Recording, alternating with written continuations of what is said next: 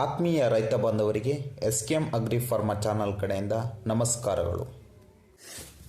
ಮೆಣಸಿನಕಾಯಿಯ ಬೆಳೆಯಲ್ಲಿ ಅತಿ ಹೆಚ್ಚು ಹಾನಿ ಮಾಡ್ತಾ ಇರುವಂಥ ಹುಳ ಅಥವಾ ಥ್ರಿಪ್ಸ್, ಕಪ್ಪು ನುಷಿ ಅಥವಾ ಕಪ್ಪು ಥ್ರಿಪ್ಸ್, ಕೆಲವೊಂದು ಕಡೆ ಕರಿತಾಮ್ರ ಹುಳಗಳು ಅಂತ ಕರೀತಾರೆ. ಈ ಕರಿತಾಮ್ರ ಹುಳಗಳು ಈ ಎಲೆಗಳ ರಸವನ್ನು ಹೀರಿ ಎಲೆಗಳ ಬೆಳವಣಿಗೆಯನ್ನು ನಿಲ್ಲಿಸ್ತವೆ.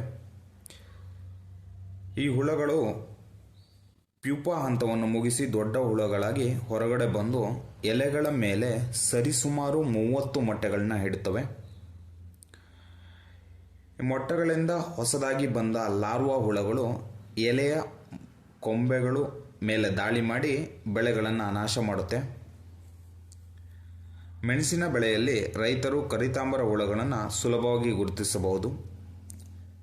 ಈ ಕರಿತಾಮ್ರ ಹುಳ ದಾಳಿ ಮಾಡಿದ ಮೊದಲ 15 ದಿನಗಳಲ್ಲಿ ರೈತರು ಗುರುತಿಸಿ ಅದಕ್ಕೆ ಪರಿಕ್ರಮವನ್ನು ತೆಗೆದುಕೊಂಡರೆ ಮೆಣಸಿನಕಾಯಿ ಬೆಳೆಯಿಂದಾಗುವ ನಷ್ಟವನ್ನು ಕಡಿಮೆ ಮಾಡಿಕೊಳ್ಳಬಹುದು.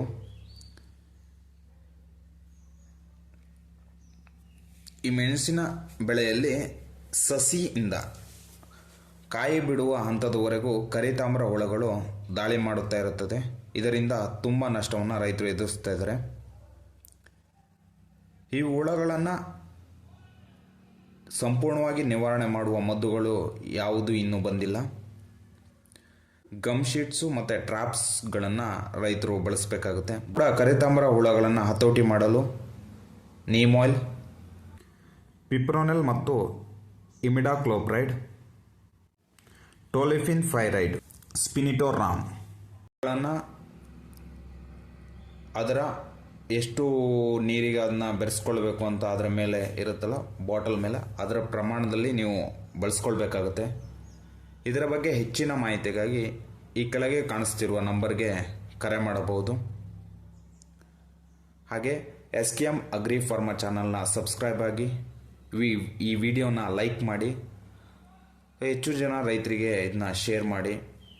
ಸಾಕಷ್ಟು ಮಾಹಿತಿನ ಈ ಚಾನಲ್ನಲ್ಲಿ ಕೊಡಬೇಕು ಅಂತ ಅಂದ್ಕೊಂಡಿದ್ದೀವಿ. ಅದಕ್ಕೆ ನಿಮ್ಮ ಪ್ರೋತ್ಸಾಹ ಬೇಕು. ತುಂಬ ಧನ್ಯವಾದಗಳು.